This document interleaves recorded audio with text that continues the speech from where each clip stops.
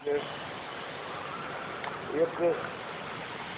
અલૌકિક કાંતિ દેખાવા માંડી કે ધન ધાન્યાદિક સંપત્તિ ચાલી ગયેલી તે પછી પાછી આવી ગઈ અને એમને મારે વિશે તો ભગવાનનો પ્રાદુર્ભાવ થયો છે એવું એમણે જાણ્યું. હવે આગળ વધીએ આપણે. પોતામાં ભગવાનના આવિર્ભાવનું વિજ્ઞાન થયા પછી હરિપ્રસાદે ભક્તિને પ્રાપ્ત થયેલા ઋતુકાળના 16મે દિવસે ગુરુવારે પુષ્ય નક્ષત્રમાં ભાર્યા ભક્તિમાં ગર્ભ આરોપણ કર્યો. સર્વલોકનું સમુજ્જીવન કરનારા તે ગર્ભ વડે અતિશય દૈદીપ્યમાન અને નિર્દોષવાદી શુભ સર્વ શરીર અવયવવાળા ભક્તિદેવી શ્રી કપિલ રૂપ ગર્ભધારણથી થયેલી શોભાયુક્ત એવા દેવહૂતિની પેટે અત્યંત શોભવા લાગ્યા. એટલે એક સામાન્ય વાત છે કે ભાઈ ભગવાન જેની અંદર પ્રવેશ કરે એની કાંતિ વધી જાય, ઐશ્વર્ય વધી જાય, સામર્થ્ય વધી જાય અને બીજા જે જનો હોય એને પણ ખબર પડે કે આમાં કંઈક વિશિષ્ટ પ્રકારનું ઐશ્વર્ય સામર્થ્ય દેખાય છે. એ પ્રમાણે જેમ કપિલ ભગવાનના આગમનથી એટલે ગર્ભમાં આવવાથી દેવ માતા દેવહૂતિ અત્યંત કાંતિમાન થયા હતા, તેમજ અહીંયા એમ કહે કે ભગવાન શ્રી હરિના આવવાથી એટલે ગર્ભમાં આવવાથી માતા ભક્તિ એકદમ શોભાયુક્ત થઈ ગયા. ઇતિ શ્રી સત્સંગી જીવને ધર્મસ્ય અશ્વત્થામા શાપ સ્વગ્રામ પ્રત્યાગમન નિરૂપણ નામા વિશ્વ અધ્યાય. હવે અધ્યાય 21. સુવ્રત ઋષિ કહે છે, હે રાજન, આ ભગવદ અવતરણ સમયની અંદર 4 વર્ણમાં જન્મેલા દુષ્ટ આશયવાળા અસુરો ભગવાનના દ્રોહ કરવાના વિચારથી 100 એકબીજા સાથે મળી ભેગા થઈને વિંધ્યવાસિની નામની દેવીનું પૂજન કરવા લાગ્યા. અસુરોનું આ લક્ષણ છે, બરાબર. એઓને લાગે કે કોઈ ભગવત ભક્ત કે ભગવાન આવવાના છે એટલે એ લોકો શું બધા ભેગા થાય, એકબીજા જોડે બધી ચર્ચા વિચારણા કરે અને પછી ભગવાનના ભક્તોને હેરાન કરવાનું અત્યાર સુધી કરતા હતા. હવે ભગવાનનું અવતરણ થાય તો શું કરવું એના માટેના બધા રસ્તા શોધતા હોય. આ બધા પૂજનનો પ્રકાર કહે છે એટલે વિંધ્યવાસિની દેવી જે છે એનું પૂજન કરવા લાગ્યા. આ આશ્વિન માસના શુક્લ પક્ષની 9મી એટલે નવરાત્રિની છેલ્લી તિથિએ દેવીના હિંસા પ્રધાન સમારાધનના બાનાથી તે દુષ્કર્મી અસુરોનો મહોત્સવ દેવીનું મંદિર કે જે હિંસા પરદાર પ્રસંગાથી પાપ કર્મ કરવાને અનર છે એવામાં પણ પ્રવર્ત્યો હતો. કહેવાનું તાત્પર્ય શું છે કે અસુરો બધા ભેગા થયા કોનેથી? આ દેવીના મંદિરને વિશે ભેગા થયા નવરાત્રિની છેલ્લી તિથિએ, બરાબર. હવે ત્યાં શું કર્યું કે ભાઈ હિંસા પ્રધાન એમ કે એ લોકોએ શું કર્યું? યજ્ઞો કર્યા અને પછી પર સ્ત્રી એમ કે સંગ કર્યો, જે હકીકતને એવી જગ્યા પર કર્યો કે જ્યાં એ પાપ કર્મ થાય નહીં, અનહર એટલે ના થાય એમ, બરાબર. વર્જિત છે એ જગ્યા. વર્જ્ય કહીએ તે કે ભાઈ ભગવાનનું કે દેવીનું કે દેવતાનું કોઈ પણ મંદિર હોય એમાં કોઈ પણ પ્રકારનું પાપ કર્મ કરવું નહીં. તો આ તો બધા આસુરી બુદ્ધિવાળા હતા એટલે એ લોકો એ કરવા માંડ્યા. તે અસુરોએ હજારો બકરાઓ, ઘેટાઓ, પાડાઓ વગેરે હણી તથા મનુષ્યોને પણ મારીને તેમના માંસો દેવીને વેદ્યપણે નિવેદન કર્યા અને હજારો સુરાથી ભરેલા ગળાઓ પણ નિવેદન કર્યા. કેટલા? ગાય બોલે બકરાઓ, ઘેટાઓ, પાડાઓ બધાને હોમી દીધા અંદર, માણસોને પણ હોમી દીધા અને પછી શું કર્યું? દેવીને એનું નૈવેદ્ય કર્યું. સુરાઓ પણ બધી ચડાવી, દારૂઓ. મહારાજે કહ્યું ને 11 પ્રકારની સુરાઓ, તો બધી દારૂ કહેવાય. એટલે ચાલો આપણે બહુ વધારે ચર્ચા કરવી નથી. તે પછી તે જ દેવીના મંદિરમાં જ નિવેદિતા વશિષ્ઠ માંસનું ભક્ષણ કરીને અને સુરાપાન કરીને તેના મતથી ઉન્મત્ત થઈને તે અસુરો સ્વરેણી, કામિની, પુંચલી સ્ત્રીઓની સાથે સંભોગ દેવીના મંદિરમાં જ કરવા લાગ્યા. આ સર્વે દેવીનું કિરણ છે એવા દુરાગ્રહથી કરવા લાગ્યા, બરાબર. આ બધી સ્ત્રીઓના નામ લખેલા છે, સ્વરેણી, પુંચલી, કામિની. બધી એક સરખી જ હોય છે, થોડો ફરક છે. અમુક એમ કે પોતાના વર્ણમાં એવું કરનારી છે, અમુક વર્ણની બહાર પણ કરનારી છે ને આ બધા અલગ અલગ નામ છે બધાના. આપણે કંઈ બહુ જાણવાની જરૂર નથી, બરાબર. જાણવા પૂરતું જાણો તો ઠીક છે. સ્વવર્ણવાળી એટલે સ્વરેણી, કામિની, પુંચલી, બરાબર. બીજા વર્ણની બહાર જાય, ગમે તે વર્ણ ગમે તેને સાથે જે કંઈ હોય એ બધા આ બધા અલગ અલગ નામ કહેલા છે. મતલબમાં ધંધા તો બધાને એકા જ છે. એટલે આપણે કંઈ બહુ ચર્ચા કરવાની જરૂર નથી. એટલે મંદિરમાં જ દેવીને કરવા માંડી અને કહ્યું શું પાછું કે આ દેવીનું પ્રીણ છે એવા દુરાગ્રહથી કે દેવીને આ બધું પ્રિય છે એમ. દેવી તો આવો અધર્મ, કયો અધર્મ? તો પશુ હિંસા, માંસ ભક્ષણ, સુરાપાન રૂપ અને અન્યાય. એટલે દેવી મંદિરમાં પરસ્ત્રી સંભોગ રૂપ સાક્ષાત જોઈને તે અસુરો ઉપર મહાકોપ પામીને જ્યારે જાણે કોપાગ્નિથી તે સર્વને બાળી જશે કે શું, એવી થઈને તે અસુરોના અગ્રેસર ગુરુ કાળીદત્ત ઉપર તો અત્યંત કોપ પામીને રાત્રિએ તેના સ્વપ્નમાં આવીને ભયંકર રૂપ પ્રકટ કરીને ત્રિશૂળ અને તરવાર ધારણ કરીને ક્રોધથી લાલ ચોર લોચનવાળી થઈને એમ બોલી કે હે દ્વિજ, તમો સર્વે પણ અસુરાંશો હોઈને શાસ્ત્રોક્ત વિધિ નિષેધરૂપ ધર્મ મર્યાદાનું ઉલ્લંઘન કરીને મદોદ્ધત થઈને મારા મિથ્યા મિસથી મને અનિષ્ટ સુરાપાન અને માંસ ભક્ષણ કરો છો. અર્થાત ક્યારે પણ સુરાદિકનું નહીં ભક્ષણ કરનારી અને તેને નહીં લાયક અને તેના દર્શનથી પણ વિભિત્સા પામનારી હું તે મારું નિમિત્ત કરીને કેવળ રસ લોલુપતાથી જ આ તમો પાપ કરો છો. કહેવાનું તાત્પર્ય શું છે કે ભાઈ દેવીના નામ પર એ લોકો ટિકિટ ફાડતા હતા. દેવીએ શું કહ્યું કે ભાઈ હું પોતે જો કોઈ દેવતાઓને આવું બધું ગમતું નથી, તો જવલ્લે જવું હોય. આ તો માણસ પોતાની શું છે, ભગવાને કહ્યું ને શ્રીજી મહારાજે કે પોતાની એમ કે જે કોઈ વાસના હોય એને તૃપ્ત કરવા માટે એટલે વાસનાને લઈને પેલો આ બધા પાપાચાર કરતો હોય છે જીવ, બરાબર. બાકી કોઈ માંસ ભક્ષણ કરવાનું કોઈ શાસ્ત્રોમાં કહેતા નથી, કે દારૂ પીવાનું પણ કોઈ ધર્મ કહેતું નથી, પર સ્ત્રી સંગ કરવાનું પણ કોઈ શાસ્ત્ર કહેતું નથી, બરાબર. પણ આ તો શું છે, જીવની અનાદિકાળથી જે વાસના હોય તે જ એને પાપાચાર કરવામાં પ્રેરે છે. એટલે દેવી તો શું કોપાયમાન થઈ ગયા અને પેલો જે એ લોકોનો ગુરુ કોણ, અસુરોનો કાળીદત્ત, ભગવાન આવશે ત્યારે આવશે બાજુ હીરોએ કાળીદત્તને કહ્યું કે ભાઈ તું બ્રાહ્મણ હોવા છતાં આ બધા ધંધા કરે છે, આ બધા ધંધા તારા કેવા છે, ખોટા છે.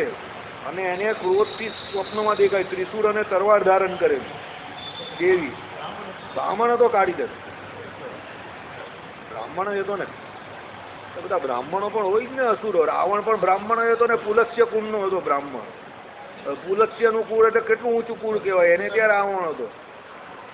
અને પુલસ્ય હતો એને કેટલી વાર સમજાવેલો કે તું કુદરત જે પ્રમાણે કરે છે, જે નેચર જે પ્રમાણે ચાલે છે એ પ્રમાણે ચાલ. એ હાલો સમજતો હતો, એ સમજે તો રાવણ થોડો કહેવાય. રાવણનો અર્થ શું થાય ખબર તમને? પોતાના કર્મ દ્વારા બધાને રડાવનારો એ રાવણ. પોતાના કર્મો દ્વારા, પાપ કર્મો દ્વારા બધાને રડાવનારો એ રાવણ, બરાબર. ચાલો, એમણે કહ્યું દેવીએ કે ભાઈ મારે કઈ આવી ઈચ્છા હોતી નથી, અમે તો એવા છે આ બધું ગ્રહણ નથી કરનારા છે, પણ તમે જબરજસ્તી અમને આ બધું આપો છો, એટલે હું તે મારું નિમિત્ત કરીને કેવળ રસ લોલુપતાથી જ આ તમે પાપ કરો છો. એટલે તમારી રસના ઇન્દ્રિયોને પાલન પોષણ કરવા માટે આ પાપ તમે કરો છો. હે અસુર વંચક, તું તો અસુરોને પણ ઠગનારો, અસુરનો પણ અસુર છે, અર્થાત અતિ પાપિષ્ટ છું. વળી મને અનિષ્ટ અજાદી પશુઓની હિંસા, મનુષ્ય હિંસા, હજ એટલે અહીંયા બકરો લેવો, અજાદી પશુઓની હિંસા એટલે બકરાદી પશુઓની હિંસા, મનુષ્ય હિંસા અને પરાંગના સંગ મારા જ મંદિરમાં કરો છો. માટે નિર્દય એવા તમો સર્વે અસુરોને હું શાપ આપું છું. કહ્યું કે તમે મારા જ મંદિરમાં બધા પાપાચાર કરો છો તો હું તમને શાપ આપું છું. તમારા સર્વેના પણ વંશનો વિનાશ થશે. કેમ? પેલા ઘણા બધા ઘેટા, બકરા, પારા બધા મારી નાખ્યા, કેટલા બધાના વંશ નાશ કરી નાખ્યા એ લોકોએ. એટલે શું કહ્યું? તમારા સર્વના વંશનો પણ નાશ થઈ જશે. તથા પોતપોતાના ઘરમાં વર્તતા ધન, વર્ષાસન, ક્ષેત્રાદિ રૂપ જીવિકા વૃત્તિનો વિનાશ થશે અને તમે સર્વે પણ સ્વલ્પ સમયમાં નાશ પામશો. બરાબર. પહેલાના સમયમાં પેલા રાજા દ્વારા શું, રજવાડાઓ દ્વારા, રાજા દ્વારા પેલા વર્ષાસન બાંધી આપવામાં આવતા હતા, બરાબર. એ બધા નાશ પામી જશે. ધન ધાન્યાદિક તમારા બધા પૂરા થઈ જશે, તમે બધા નાશ પામશો. ઈ એટલે નિશ્ચય, એટલે એમાં કોઈ સંશય નથી. આ અસુરોના આચરણ અવલોકીને અથવા એમણે કરેલા ગ્રંથોને વાંચીને એમણે આચરેલા અનાચારને કરવા ઈચ્છતા અને કરશે એવાને પણ 2 શ્લોકથી દેવી શાપ આપે છે. શું કહ્યું? કે આ અસુરોનું આચરણ જોઈને જે બીજા કરે તે, એમના ગ્રંથો વાંચીને જે બીજા આવા પાપ કરે એ બધા પણ એને અનાચારને જે કરતા હશે એવાને પણ 2 શ્લોકથી હવે દેવી શાપ આપે છે. એટલે આવું જે કરશે એને પણ શાપ આપી દીધો, બરાબર. તમારી માફક બીજા જે કોઈ બ્રાહ્મણો, ક્ષત્રિયો, વૈશ્યો વગેરે પુરુષો આ દિવસને આરંભીને પૃથ્વી ઉપર સુરા માંસ વડે મારું પૂજન કરશે તેમના વંશનો પણ તમારી પેઠે જ નાશ થશે, બરાબર. એટલે ત્રિવર્ણીય હતા બધા, તો પણ આ બધા પાપ કરતા હતા. ચોથા વર્ણના લોકો તો બધા કરતા હોય છે, પણ ત્રિવર્ણીય આવું કરતા હતા. નિજત્વ ધારણ કરીને બ્રાહ્મણ, ક્ષત્રિય અને વૈશ્યો આવું કરતા હતા. એટલા માટે બહુ દુઃખદાયક વાત હતી, એટલે દેવીએ એમને શ્રાપ આપ્યો. બરાબર. અત્યારે પણ એ જ પ્રોબ્લેમ છે સમાજમાં કે ઉચ્ચ કુળના ત્રિવર્ણીય લોકો બધા નોનવેજ અને દારૂ પીતા થઈ ગયા છે. આના પછીની પ્રજા બહુ ખરાબ આવવાની, એટલે ધર્મ બધા આખો પૂરો થઈ જવાનો. બરાબર. ચાલો. તથા તે પુરુષો ધન, ધાન્ય, વૃત્તિ વગેરે વિહીન થઈ જશે અને તત્કાળ મરણ પામીને રૌરવાદી નરકોને પામશે. શું કહ્યું? ધન ધાન્યથી એ લોકો નકામા થઈ જશે આવ, અને તત્કાળ મરણ પામીને રૌરવાદી નરકમાં પડશે. અમારો વિનાશ એકદમ કેમ થશે? તો કહું છું, જે તમારો પૂર્વ રીપુ ભગવાન કૃષ્ણ છે, એ જ કૌશલ દેશમાં જન્મેલા ધર્મદેવ નામના કોઈ વિપ્ર થકી તેની ભાર્યા ભક્તિમાં હરિનામથી પ્રાદુર્ભાવ પામીને પોતે શસ્ત્રધારી નહીં થશે, પણ અમાનુષી બુદ્ધિરૂપી શસ્ત્રથી જ તમારા સર્વનો સમૂળ સંહાર કરશે. કહી દીધું પેલી દેવીએ, ભાઈ જે તમારો પૂર્વનો દુશ્મન છે, શત્રુ કોણ? શ્રી કૃષ્ણ. એ જ હરિરૂપે કોને ત્યાં આવવાનો? ધર્મદેવ અને ભક્તિ માતાને ત્યાં આવવાનો છે, અને તમારા બધાનો કુળનો નાશ કરી નાખશે શસ્ત્ર ઉઠાવ્યા વગર. બરાબર. એ શ્રી હરિ સમુદ્ર પર્યંત પૃથ્વી ઉપર પર્યટન કરવા પૂર્વક તેના ભયને લીધે જ્યાં ત્યાં સંતાઈ રહેલા પણ તમો સર્વેને એક એકને ગોતીને નિર્મૂળ નાશ કરશે. બધાને ભગવાન આખા ભારત વર્ષને વિશે વિચરા, બધા તીર્થ સ્થાનને વિશે વિચરા, અને જ્યાં જ્યાં આવા અસુરોના ટોળાઓ હતા ત્યાં બધાને પૂરા કરતા જ ગયા ભગવાન. અંદર લડાવીને કે રાજા પાસે લડાવીને મરાવીને કે ગમે તે કરીને ભગવાને બધા અસુરોના નિકંદન કાઢી નાખ્યા. બરાબર. એટલે આ પહેલેથી કહી દીધું પેલી દેવીમાં. ભૂમિ ઉપર જો આપણે કહ્યું ને દેવતાઓ હોય છે, એનું ધર્મભૂત જ્ઞાન આખા બ્રહ્માંડને વિશે વ્યાપેલું હોય છે. આવી ગયું ને? જો આ દેવીને પહેલેથી ખબર પડી ગયેલી કે ભગવાન આવવાના છે. બરાબર. એટલે કોઈ દેવતાઓનું, કોઈ દેવીનું, કોઈનું અપમાન કરવું નહીં.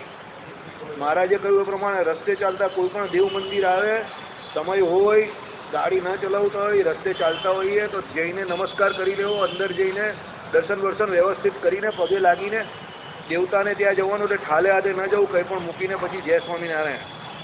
એનાથી કઈ ઉપાસના ભંગ નહીં થતી. ગમે મંદિર આવે અને ગાડીમાં કે વાહનમાં જતા હો તો આમ કરીને પગે લાગી દેવું, નમસ્કાર તો કરી જ દેવો. એનાથી કોઈ ઉપાસના ભંગ નહીં થતી. કેમ? ધર્મભૂત જ્ઞાન એમનું સર્વવ્યાપક છે. યાદ રાખજો, એમને બધી ખબર પડે છે. હા, બુદ્ધિ મૂર્તિ તોડેલી તો ત્યાં જ બધે બહુ તોફાન થયા, અને બધા કેટલા લોકો મરી ગયા. પેલા લોકોએ તોડેલી ને બુદ્ધની મૂર્તિ અરબસ્તાનમાં, અફઘાનિસ્તાનમાં, ધડાકા ભડાકા કેટલા થયા પછી. બહુ એટલે આખો એ ગલ્ફ કન્ટ્રીઝ ત્યાં બહુ પાપ થયા. આ બધા મૂર્તિઓ તોડવાના ને આ ને તે બધું ચાલ્યા જ કરે. અત્યાર સુધી એવું જ છે બધું. કહેવાનું તાત્પર્ય શું છે? કોઈ પણ દેવી દેવતાનું અપમાન કરવું નહીં. આપણો તો આખી સનાતન સંસ્કૃતિ તો દેવી દેવતાઓની છે, અને એ દેવી દેવતાઓમાં ભગવાન આપણા નાથ નારાયણ જ શું પોતે વિશિષ્ટ પ્રકારના ઐશ્વર્ય કરીને બિરાજમાન છે. એમ કરીને શું સમજવાનું કે એમની અંદર પણ અંતર્યામી પણ મારા ભગવાન રહ્યા છે. એને ઐશ્વર્ય આપ્યું એટલે એને જય સ્વામિનારાયણ કરીને આગળ વધવું. તમારા કુળ દેવતા હોય, કુળદેવી હોય, એને પણ તમારા ઘરમાં જે કંઈ પ્રસંગ આવે એવું હોય તો એના ઘરે, એના મંદિરે જ્યાં જવાનું હોય ત્યાં જવાના નિયમમાં આવતું હોય તો જઈને એને પગે લાગીને આવવું. હા, 2-4 પેઢીથી બંધ થઈ ગયો હોય તો બંધ થઈ ગયો હોય તો વાત અલગ છે, પણ તમારે જાતે બંધ કરવાની કોઈ જરૂર નથી. એનાથી કોઈ ઉપાસનાનું ખંડન નહીં થતું. લોકો બધા ગમે તેવું ભૂસું ભરી દે છે. તો હવે આપણે સ્વામિનારાયણ થયા તો આમ નહીં કરવાનું, ને પેલું નહીં કરવાનું, ફલાણું નહીં કરવાનું, ઢીમકું નહીં કરવાનું, બધી આવું અંબક ખોટી વાત છે. દેવી દેવતાઓ કાપડું કંઈ બગાડે છે? એ તો બિચારા સારા વ્યક્તિ છે બધા. એ તો એવું ઈચ્છે છે કે આ બ્રહ્માંડ આવું ને આવું રહે, અને એમના કૃપાથી તો રહેલું છે. એમને એ લોકોએ કાર્ય કરવું પડે છે. બરાબર. ચાલો. ભૂમિ ઉપર તમારા સહાયભૂત ભૂપતિઓ છે, તે પણ તમારી માફક નાશ પામશે, એમાં સંશય નથી. આવી ગયું ને કે તમને જે મદદ કરે છે બધા રાજાઓ પણ પૂરા થઈ જવાના અસુર. બરાબર. પર ભાગ્યો ઉપજીવી અમો વિપ્રોનો વિનાશ તો થાય, પણ અધીશ્વરપણે પ્રજાઓના પ્રશાસક નૃપોનો નાશ સી રીતે થાય? એમ કહેતા હોય તો કહું છું કે રક્ત મૂકવાળો કોઈ રાજા વાયવ્ય દિગંત થકી આવીને, રક્ત મૂકવાળો એટલે લાલ મોડાવાળા, અંગ્રેજો આવીને અકસ્માત હણતા બાકી રહેલા અસુર ભૂપતિઓને સ્વશાસન વર્તી કરીને અખિલ પૃથ્વીને ભોગવશે. બરાબર, એટલે અંગ્રેજો આવી જવાના હતા એ પહેલેથી જ નક્કી હતું.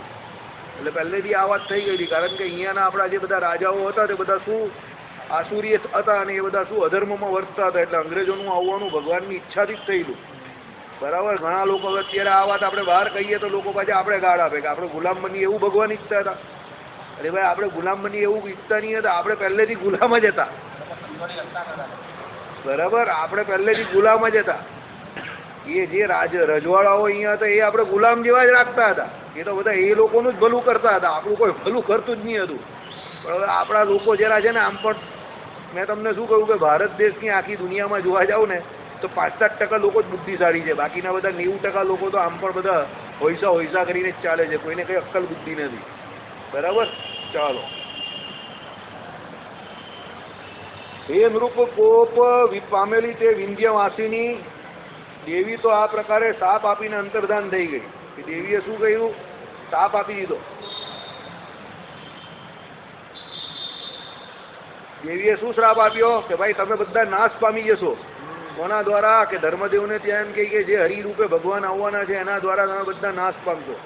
અને કોપાયમાન થઈને એમણે સાપ આપ્યો અને પછી અંતર્ધાન થઈ ગયા. કોને સ્વપ્નમાં આવી? કાળીદત્તને આવી. બરાબર, કાળીદત્ત તો દેવીનો દારૂણ શાપ સાંભળીને અંતરમાં અતિશય ત્રાસ પામીને સ્વપ્નમાંથી એકદમ જાગી ગયો. આપણે પણ કોઈને પણ એવું કંઈ દુઃસ્વપ્ન આવે તો તરત આંખ પછી ભય આવી જાય ને એકદમ પેલો એમાં ઉઠી જાય, પલકના ઝબકારામાં ઉઠી જાય, એવી રીતે ઉઠી જાય. ચાલો.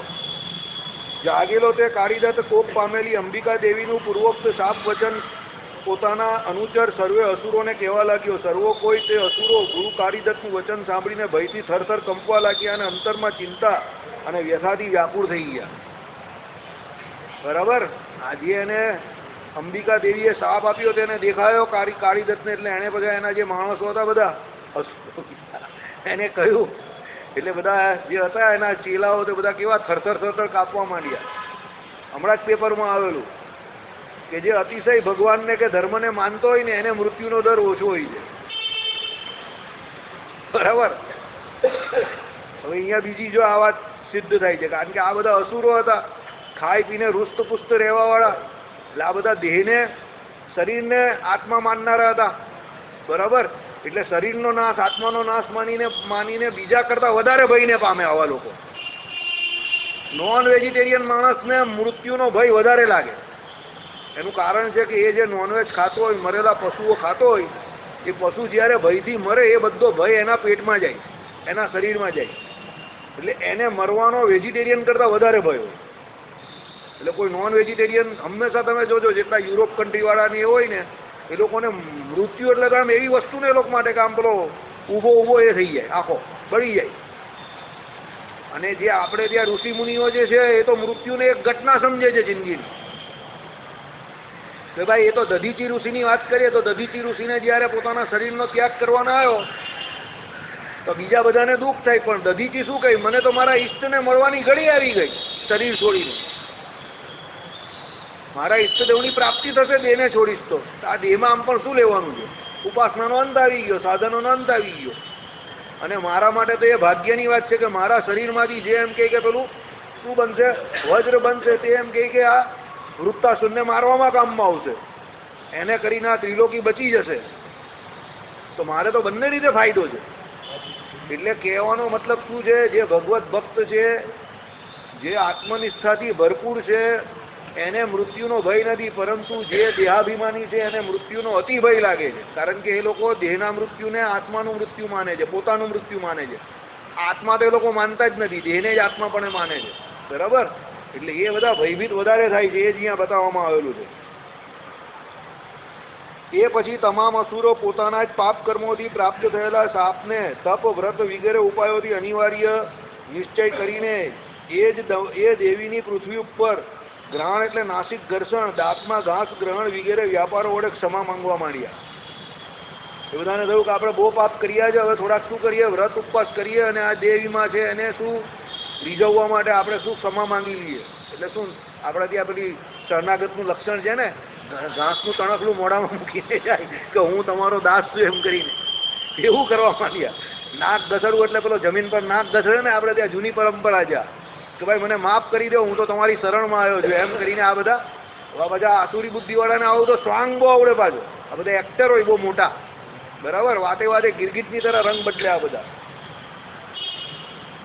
એ પછી પોતાના ક્ષમાના ઉપાયો નિષ્ફળ જતા જોઈને પૂર્વે વેર વાસનાના વ્યક્તિ કોપ વેગને પામીને સ્વ સ્વાપના નિરાકરણનો ઉપાય સ્વ બુદ્ધિની શક્તિને બુદ્ધિ શક્તિને અનુસારે કરવાને ઈચ્છતા મૂળ અને અતિ સમીપમાં ઉપસ્થિત થઈ છે આપદાઓ જેમને એવા અસુરો એકબીજા ભેગા થઈને મંત્ર વિચાર કરવા લાગ્યા.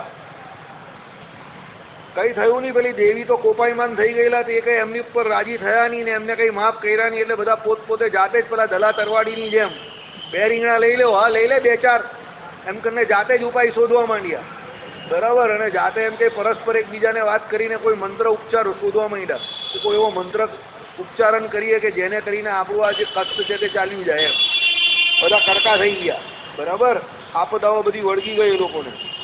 વિચારનો બે પ્રકાર બે શ્લોકથી કહે છે. જે હરિ અવતર છે તેને બાળ વયમાં જ આપણે ઉત્પન્ન કરેલી કૃત્યાઓ, સાધિત એટલે તૈયાર કરેલા શસ્ત્રો, સાધિત પ્રયોગની યોગ્યતા પમાડેલા અસ્ત્રો, સાધિત એટલે વશ કરેલા વૈતાર વગેરે. સાધિત એટલે આપણે સાધેલા એમ, વીરો. સાધિત એટલે સાધેલા મંત્રો અને યંત્રો ઇત્યાદિ વડે હણવો. એટલે એમને શું થયું કે આ મોટા થાય તો આપણે મારશે ને આપણે નાના હોય ત્યારે જ મારશું. અસુરનું આ પણ એક લક્ષણ છે. ભગવાન જ્યારે અવતાર ધારણ કરે એટલે નાના હોય ત્યારે જ ભગવાનને મારવા જાય, બરાબર. કારણ કે એ લોકોને ભગવાનના ઐશ્વર્યનું ખબર ન હોય, ભગવાનનું મહાત્મય જાણતા નહીં હોય. એ લોકોને ખબર ન હોય કે ભગવાન નાના કે મોટા થતા જ નથી, એ તો લીલા કરે છે ફક્ત. એટલે ભગવાન કઈ બાળ અવસ્થામાં હોય એટલે કે એવું થોડું હોય કે આપણા જેવા સામાન્ય નાના છોકરા જેવા હોય.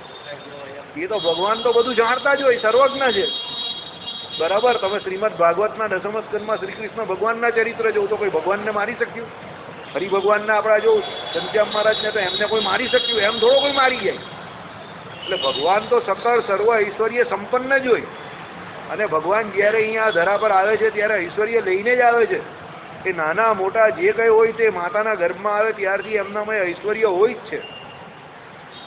અને ભગવાન જ એક એવું તત્વ છે કે જે ભગવાન જે ધારે એ કરી શકે. સત્ય કામ સત્ય સંકલ્પ છે, બરાબર. પણ આવો ભગવાનના મહાત્મયને આવા મહાત્મયને અસુરો ન જાણતા હોય એટલે એ લોકો પોતાની બુદ્ધિના અનુસારે કામ કરે.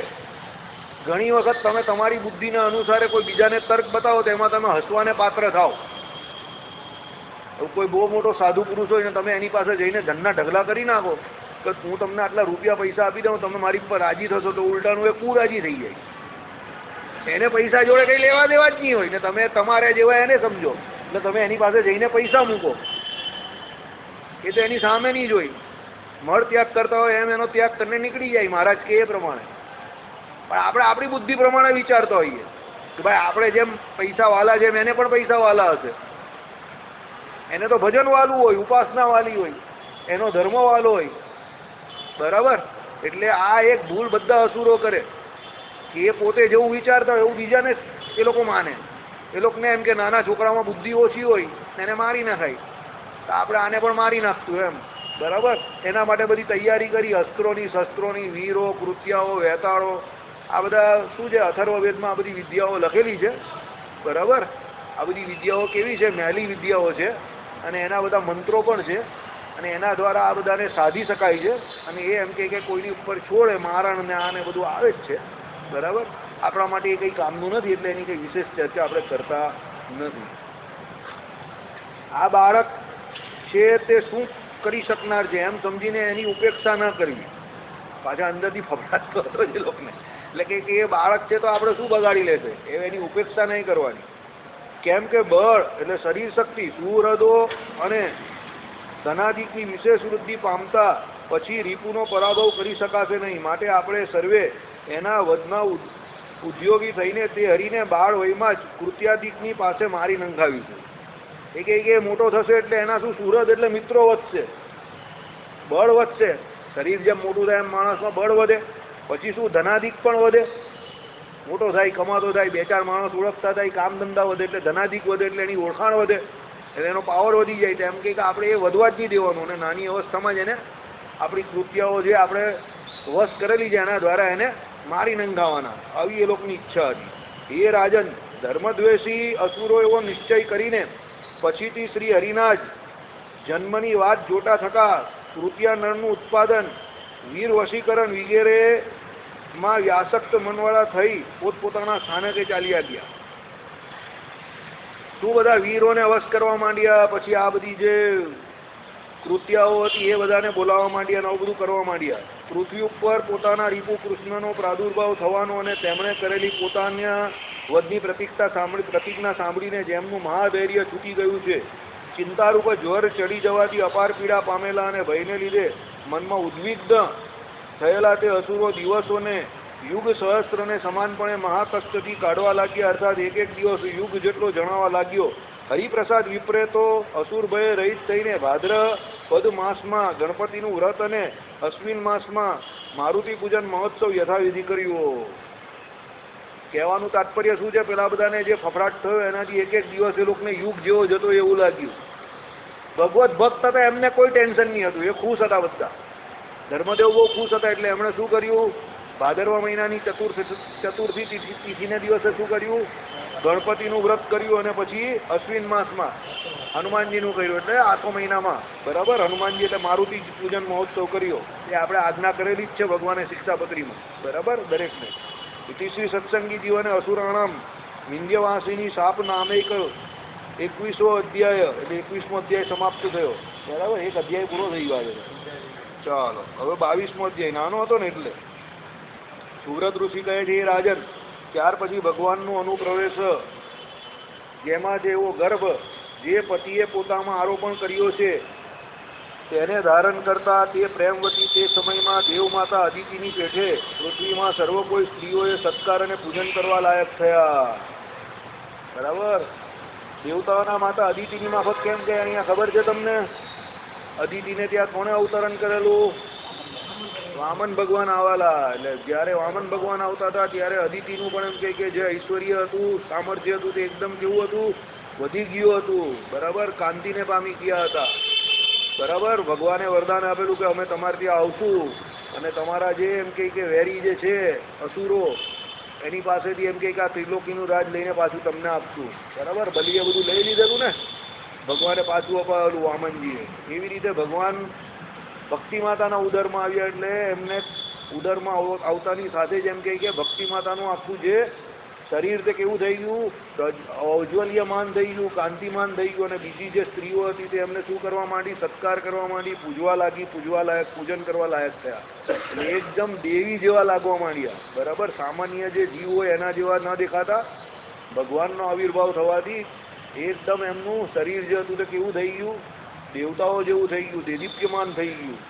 સર્વના અધીશ્વર, સકળ જગતના આધારભૂત, અર્થાત સર્વની અંદર આત્માપણે અનુપ્રવેશ કરીને સર્વના ધારક અને બહાર પણ વ્યાપ્ત હોવાથી સકળ જગત જેનું આધારભૂત છે એટલે સર્વની અંદર જ્ઞાન વ્યાપીને રહેલા અંતર બહિષ્ઠ તપ સર્વમ વ્યાપ્ય નારાયણ સ્થિત, માટે જ નારાયણ એવા અસાધારણ યોગરૂઢ નામથી વેદાંતમાં વિખ્યાત. નારાયણ શબ્દનો અહીંયા અર્થ કર્યો, બરાબર. આના બે અર્થ થાય, નારાયણ અને વાસુદેવ બંને અર્થ થાય. જગતની અંદર અને બહાર જે વસીને રહેલા છે તે એટલે વાસુદેવ, અને નારાયણ પણ એ જ અર્થ થાય. કેવી રીતે સર્વના અધીશ્વર એટલે બધાના અધીશ્વર છે, બધાના ઈશ્વર છે. સગળ જગતના આધારભૂત, આખા જગતના એ આધાર છે, બરાબર. જગતના આધાર એટલે ચરાચર બેવ આવી જાય જીવો અંદર, બરાબર. એટલે જીવ અને માયા બેવ આવી જાય. બીજું શું કહ્યું, અર્થાત સર્વની અંદર આત્મા પણ અનુપ્રવેશ કરીને સર્વના ધારક. એટલે ભગવાન જે આપણું ધારણ કરે છે તે કેવી રીતે આત્મા પણ એટલે આપણા જીવાત્માની અંદર રહીને કરે છે અને બહાર પણ વ્યાપ્ત હોવાથી આપણી બહાર પણ એ ભગવાન પાછા રહેલા જ છે. સકળ જગત જેનું આધારભૂત છે એટલે સર્વની અંદર અને બહાર વ્યાપીને રહેલા. જગત આખું જે છે તે શું છે, જેનું આધારભૂત છે એટલે ભગવાનનું આધારભૂત છે. એટલે ભગવાનને નારાયણ કયા, બરાબર, વેદાંતમાં. હવે પાછી એની સંધિ છૂટી પાડીને કહી છે, નરનો સમૂહ તે નાર કહેવાય. નારાયણની સંધિ છૂટી પાડીને આખો અર્થ કહી છે.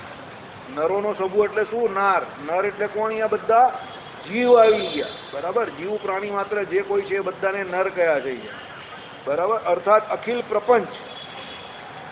અખિલ પ્રપંચ એટલે આખો સંસાર આવી ગયો અંદર. સંસારમાં બધા જ રહેલા જ ને, કેટલા અનંત કોટી જીવાત્મા રહેલા છે એટલે અખિલ પ્રપંચ, બધો પ્રપંચ અંદર આવી ગયો.